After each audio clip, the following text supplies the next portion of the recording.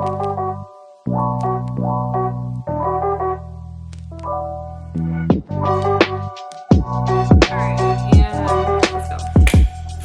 beautiful people, welcome to my channel. My name is Brittany and this is by Brittany M. This video is pretty much going to be talking about my natural hair journey, some tips that I want to give you all if you are trying to grow out your natural hair, and just some things that I've learned along the way. If you are just here for the natural hair tips, I'm going to put a timestamp up here where you can skip to, but I do just want to give a little introduction of myself since this is my first video in a minute. So a little bit about me. My name is Brittany. I have posted a YouTube video before. I'm not sure if it's even still up, but it's been about a year ago.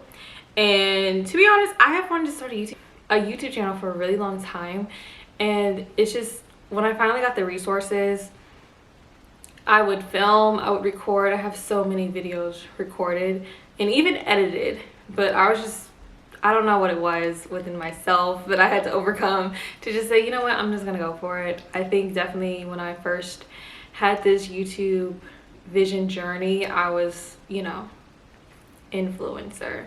But now my mindset has definitely changed, and I feel like I'm in a better space where I just want to do this for fun. And if it turns into something, cool. And if it doesn't, I'm okay with that too. Really just like an outlet for me to express my creativity and share my thoughts and things with you all. So I will go into more detail a little bit about me in another video, but that's just a quick overview. So let's get into what we're really here for.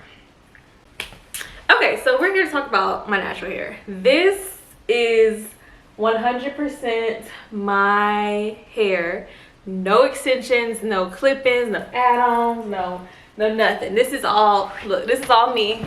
From the back, from this back, from this side, from the back. I'm sorry for moving all over the place, but this is all me.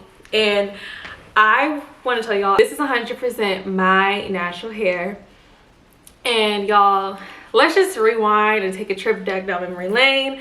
I have my phone here with me to kind of help guide me, but my natural hair has been a journey. It has not always been this full, this luscious, and this thick, y'all. I actually have not had my hair straightened in 4 or 5 years. I think I was a sophomore in college, or no, a freshman in college. And that was the first time I had my hair straightened, and I actually got a blunt middle part cut. So I have been natural for a very long time. I don't even remember when I fully stopped getting perms, but it was when I was still like middle school, high school. But I never fully big chopped. And when I tell y'all, when I was a kid, my hair was so damaged from perms, so thin, so breaking off. I might insert pictures in here if it's not too embarrassing, but if you know me in real life and you knew me when I was a kid, then you know. So yeah, basically when I got to college, I did cut my hair into a blunt cut, and I wore that that didn't really last long until I started braiding my hair up.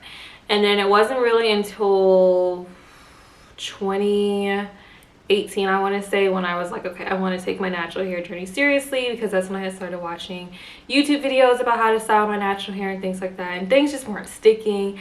I was getting a little frustrated, and it just wasn't the vision I had in my mind.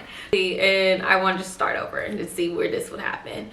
And it was a little risk because I did have important things coming up that I was like, ooh, if I don't look good with my hair, sure, I don't know what I'm gonna do. So of course I had backup options, and I'll get into that. But yeah, essentially I made the decision to do a big chop. So I started looking on Pinterest, looking at inspo pictures and whatnot for my big chop. And I also at this point was in denial about my hair texture. So as you can tell by the inspo pictures, I thought I would be able to achieve certain looks that I was not able to achieve. And I think that unrealistic expectation kind of made me a little more upset when I did get my big chop. So I finally had booked my appointment. I went to a natural hair salon and she cut my hair, and I'm thinking when I'm gonna get my hair cut, like, it's just gonna be this big revitalizing moment. And I looked at my hair and I was like, oh my gosh. And then there was still a lot of hair left on my head, like a lot of hair left on my head. I'm like, I don't think like this is too much hair to get the looks like I'm going for based off my inspo pictures. So I was like, can you cut off a little more? So she cut it off. Like, when I say she cut it off, it was gone. So yeah, my hair is basically bald, and not bald, but you know. And when I left the salon, I'm not gonna lie, y'all, I did not like it. I did not like it, and it's not to say that the salon I went to was bad or anything. That style was just not what I had envisioned. And like I said, my expectations were not realistic because I did not understand my hair texture. So that would be my first tip. If you are going to big chop, make sure you understand and know your hair texture. That will save you from a lot of hurt and disappointment, because when you know the reality of your hair texture, you know the reality of the styles, how certain styles will come out, and you know the reality of what looks good and what works on your hair texture. So basically threw on a wig and just started wearing wigs, just basically the entire first year I big chop, because like I said, I had important events and I was not confident enough. I'm not gonna lie, I was not confident in wearing that style. And I'm like, you have to be confident and not care what anyone thinks. And I mean, I'm definitely more confident now, but I'm also confident and more self-aware now, to where I know I would never just go cut my hair like that again. So definitely be confident. I don't even think I have like maybe 1 or 2 pictures here when I cut my hair, but other than that, I was protective style after protective style after protective style. Okay. So yeah, I basically wore protective styles for the entire first year of my big chop, and then I did not put any heat on my hair. So that'll lead me into my second tip: minimize your heat. I'll say that again: minimize your heat usage. And I think that played a big role in my hair growth journey, because I would never get my hair flat iron, but I would always get my hair, you know, blown out for a braid down for a wig, or to get braids put in, or whatever protective style. And then after a while, I had stopped getting braids because it was getting a little expensive, and I was a college student, y'all, so I didn't have the money to keep getting braids. So I had started wearing wigs, and I realized, okay, I can't keep, there has to be a way for me to use less heat for me to, you know, prep my hair under my wigs. So I started just to get my hair braided down in its natural state. Now, when I first cut my hair, I just had to slick it down, but when my hair finally grew long enough to where I could grip it for a braid, I would get it braided down. I am still learning how to cornrow myself, so thankfully I had family members, shout out to my mom, who knew how to cornrow, and they were able to help me cornrow my hair sometimes. And that's when I was kind of like, well, my mom knows how to cornrow, and other people, I would go to other people for my cornrows too, but my mom knows how to cornrow. I'm gonna see if she wants to try doing it on my natural hair state. Now, I told y'all my natural hair is thick, so when it's in its natural state, trying to cornrow it was a task, but it's really all about the prep work. It is really all about the prep work, and that'll kind of be in my third tip. But just to kind of round out tip 2, please minimize the heat usage on your hair. I definitely think that played a vital role, because I would not put heat on my hair unless I was going to a hairstylist to get a protective style, like to get knotless or box braids. And I would only get those styles maybe 2 or 3 times a year, because I would stretch my styles. I don't care. I am an advocate for stretching those styles, honey.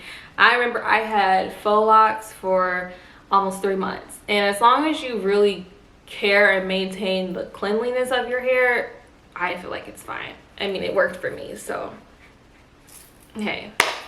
But yeah, minimizing the heat on your hair definitely helps. And there is definitely science backed by this as well. Like, it's just, when you're not manipulating your hair so much with heat, it allows it to grow stronger and healthier. So going into my third tip, it would be moisturize and oil your scalp. Moisturize and oil your scalp. I know it might be hard to be consistent with this, at least at the beginning it was for me, but when I started being intentional about the oils I was using in my hair when I was in between like getting my braid downs for my wigs, protective styles, make sure your hair is protected underneath, because otherwise you're doing all this stuff for no reason. So I would always make sure before, when I got a fresh braid down for a wig, I'm oiling my scalp, castor oil, and I think I used this hair growth oil at one point in time. I can't really speak to how much that helped because I never used it consistently, but definitely castor oil, you need that. And another thing is, when you're wearing wigs, I personally took my wigs off every single night because I just did not like sleeping in that. So I took my wigs off every single night and would moisturize my scalp, and my hair would grow so fast. Like so fast. I'd be like, dang, my hair growing out already. I just got these braids in like last week or like 2 weeks ago. So castor oil is your friend, okay? So definitely protect and oil and take care of your hair underneath your protective styles. And with that, it also means being in a routine. I don't care whether it's whether you have braids in, whether you have cornrows in, whether you have a wig on. You need to set yourself up with a routine of, okay, I'm going to wash my hair every month, or I'm going to co-wash my hair every month. I'm going to shampoo my hair every 2 months, or whatever your regimen is, stick to it. I knew for me, I was like, okay, if I'm wearing a wig, I want to make sure I'm refreshing my braids at least once a month. So that way I would do my whole wash day routine, everything like that. And I can probably get into that in another video, but do my whole wash day routine, everything like that, so you can build consistency. And when your hair has a consistent regimen, it responds very, very well. And this also comes into, I think, my fourth tip: getting products that work for your hair. I'm an advocate for trying out new products to find what's best for you, but I'm not an advocate for just trying new products just because they're out. Once you find your products, your group of products, stick to it and just keep using them, because it doesn't really make sense to me why you would try to go find something new when something that you're already using is working. Now, if it stops working, then that's when you go out and do more research. But if it's already working, just keep it. I was definitely spent more money than I needed to on natural hair products, because I would always be trying to try the newest things, what the latest influencers are saying, and really, I just need to stick to my Old Faithful. My Old Faithfuls used to be Shea Moisture products and L Organics. I use my L Organics, and now I'm using, like 2 years later, I'm using Carol's Daughter. So Carol's Daughter products, certain products. I really like theirs. But anyways, yeah, getting products tailored that work for you. And my last tip, I guess this would be the fifth tip, is patience. Patience. With me, I felt like my hair was not growing at all. And the good thing about a big chop is you can see it from when you first got it done to 6 months later, how much the hair grows. But in those in-between stages, you're thinking, oh my gosh, like my hair is not growing, like it's still staying sustained. And that's because of shrinkage. At least for my hair texture, I have very tight, kinky, coily hair, so the shrinkage is real. So I would just be like, dang, my hair's not growing, and mind you, I wasn't blow drying my hair anymore at that point, so I couldn't really even tell if it was growing for real. But I will say, just have patience and make sure you're getting a trim. Now, I personally did not get professional trims.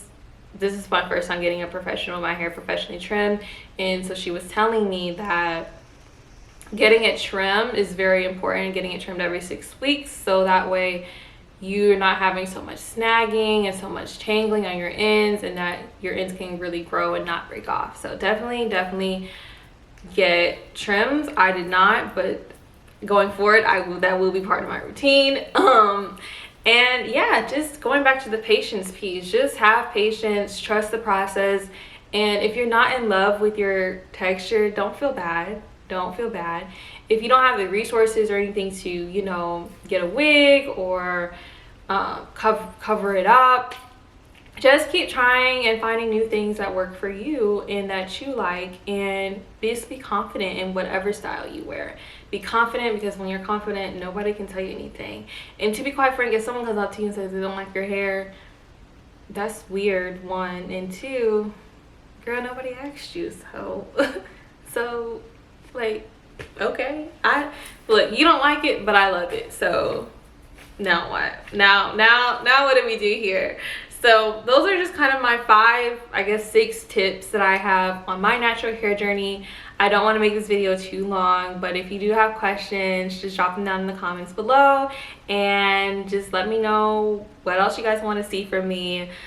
I don't know what direction this channel is going in, because like I said, when I first decided wanted to do YouTube, I had so many different dreams, directions, views, and that kind of jaded me from getting started. So now I'm just going with the flow. I'm going with the flow. I don't want to box myself in, because like I said, this is really just an outlet for me to express myself and do what I like and not be confined to any one standard. So we might be talking about a little bit of everything over here.